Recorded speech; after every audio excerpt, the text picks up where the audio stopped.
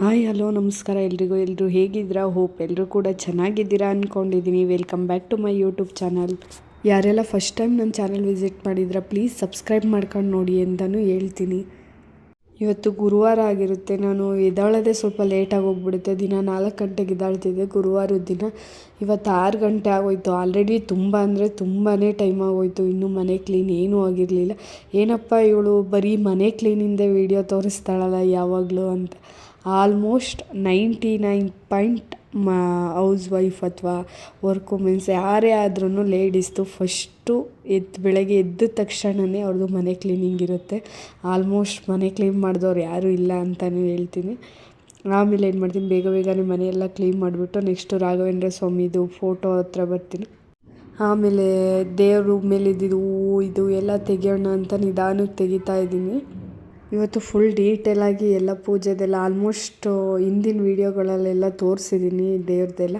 ಹಾಗಾಗಿ ಪೂರ್ತಿ ಬರೀ ಅದೇ ಆಗೋಗುತ್ತೆ ಅಂತ ಅಷ್ಟು ಡೀಟೇಲಾಗಿ ತೋರಿಸಲ್ಲ, ಬರೀ ಲೈಟಾಗಿ ಕ್ಲಿಪ್ಪಿಂಗ್ ತೊಗೊಂಡಿದ್ದೀನಿ ಅಷ್ಟೇ. ಆಮೇಲೆ ಇಲ್ಲಿ ದೇವ್ರ ಮನೆಗೂ ಬಂದುಬಿಟ್ಟು ಅಲ್ಲಿರೋ ಹೂವು ಕಳಸ ಎಲ್ಲನೂ ಚೇಂಜ್ ಮಾಡ್ತೀನಿ. ಯಾಕಂದರೆ ಇವತ್ತು ಗುರುವಾರ ಆಗಿರುತ್ತಲ್ಲ, ಹಾಗಾಗಿ ನಾನು ಗುರುವಾರದ ದಿನವೇ ತೆಗಿತೀನಿ. ಕೆಲವ್ರು ಹೇಳ್ತಾರೆ ಶುಕ್ರವಾರದ ದಿನ ಬಿಂದಿಗೆಯಲ್ಲಿ ಕಳಸ ಎತ್ತಬಾರ್ದು ಅಂತ. ಹಾಗಾಗಿ ನಾನೀಗ ಶುಕ್ರವಾರದ ದಿನ ಕಳಸ ತೆಗಿಯಲ್ಲ, ಗುರುವಾರದ ದಿನವೇ ಕಳಸ ಎಲ್ಲ ಪೂಜೆ ಮಾಡಿಬಿಡ್ತೀನಿ.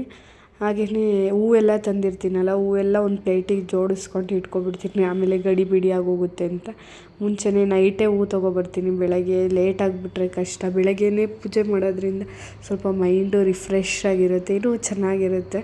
ಹಾಗಾಗಿ ಬೆಳಗ್ಗೆ ಹೊತ್ತೇ ಪೂಜೆ ಮಾಡೋದಕ್ಕೆ ಇಷ್ಟ. ಸಂಜೆ ಹೊತ್ತು ಸ್ವಲ್ಪ ಅದು ಇದು ಗಡಿಬಿಡಿ ಆಗೋಗ್ಬಿಡುತ್ತೆ. ಬೆಳಗ್ಗೆ ಹೊತ್ತು ಅಷ್ಟು ಆಗೋಲ್ಲ. ಆದರೆ ಇವತ್ತು ಸ್ವಲ್ಪ ತುಂಬಾ ಲೇಟಾಗಿದ್ದ ಕಾರಣ ಇವತ್ತು ನಾನು ಇದ್ದಿದ್ದು 6:30ಗೆ. ಯಾಕಂದರೆ ಸ್ವಲ್ಪ ಗಡಿಯಾರನೂ ಕೈ ಕೊಟ್ಟಿತ್ತು, ರೀಸನ್ ಇತ್ತು. ಹಾಗಾಗಿ ಟೈಮ್ ಬೇರೆ ಗೊತ್ತಾಗ್ತಿರ್ಲಿಲ್ಲ. ಬೇಗನೆ ಪೂಜೆ ಮಾಡಬೇಡ, ಮಗಳಿಗೆ ಬೇರೆ 8:30ಗೆ ಸ್ಕೂಲಿಗೆ ಟೈಮ್ ಆಗೋಗ್ಬಿಡುತ್ತೆ ಅಂತ ಆದಷ್ಟು ಬೇಗ ಮಾಡೋದಕ್ಕೆ ಟ್ರೈ ಮಾಡ್ತಾನೇ ಇದ್ದೀನಿ. ಅದಕ್ಕೆ ಜಾಸ್ತಿ ಈಗ ವೀಡಿಯೋ ಮಾಡಿಕೊಂಡೇ ಕೂತ್ಕೊಂಡ್ರೆ ಅದು ಕೆಲಸ ಬೇಗ ಸಾಗಲ್ಲ ಅಂತ ಏನು ಮಾಡಿಬಿಟ್ಟೆ, ವೀಡಿಯೋ ಜಾಸ್ತಿ ಬೇಡ ಅಂತ ಸ್ವಲ್ಪನೇ ಕ್ಲಿಪ್ಪಿಂಗ್ ಎಲ್ಲ ತೆಕ್ಕೊಂಡು ಆಲ್ಮೋಸ್ಟ್ ಎಷ್ಟಾಗುತ್ತೆ ಅಷ್ಟನ್ನು ಫಾಸ್ಟಾಗಿ ಪೂಜೆ ಮಾಡೋಕ್ಕೆ ಹೋಗ್ತಾಯಿದ್ದೀನಿ. ಆದರೂ ಏನು ಬೇಜಾರಂದರೆ ಇವತ್ತು ಎದ್ದಿದ್ದು ಲೇಟ್ ಆಯಿತು. ರಾಘವೇಂದ್ರ ಸ್ವಾಮಿದು ಪ್ರಸಾದನೂ ಬೀಳಲಿಲ್ಲ, ಅದು ಒಂದು ಸ್ವಲ್ಪ ಬೇಜಾರಾಯಿತು.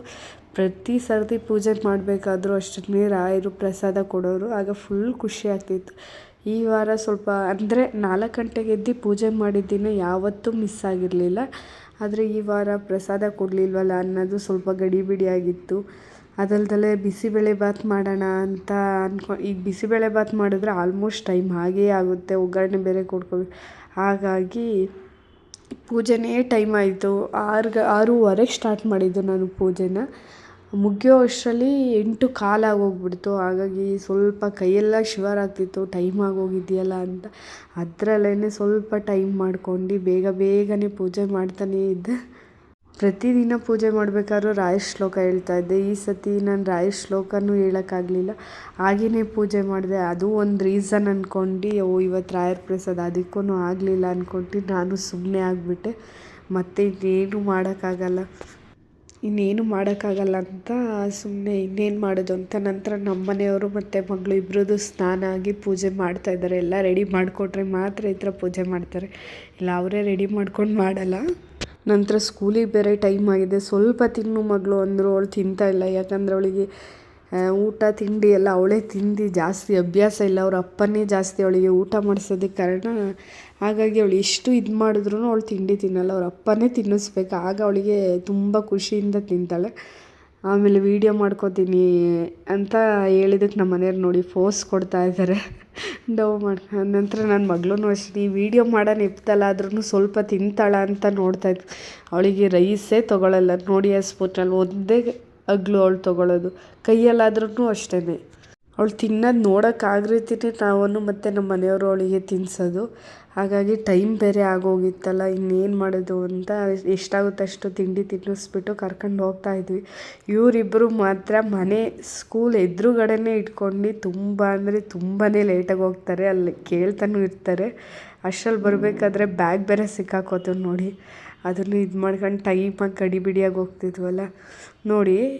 ನಮ್ಮ ಮನೆಯಿಂದ ಕೆಳಗಡೆ ಇಳಿದ ತಕ್ಷಣವೇ ಸ್ಕೂಲ್ ಸಿಗುತ್ತೆ. ಆದರೆ ಇವ್ರು ಮಾತ್ರ ಟೈಮ್ ಪಾಸ್ ಮಾಡಿಕೊಂಡೇ ಹೋಗೋದು ಜಾಸ್ತಿ.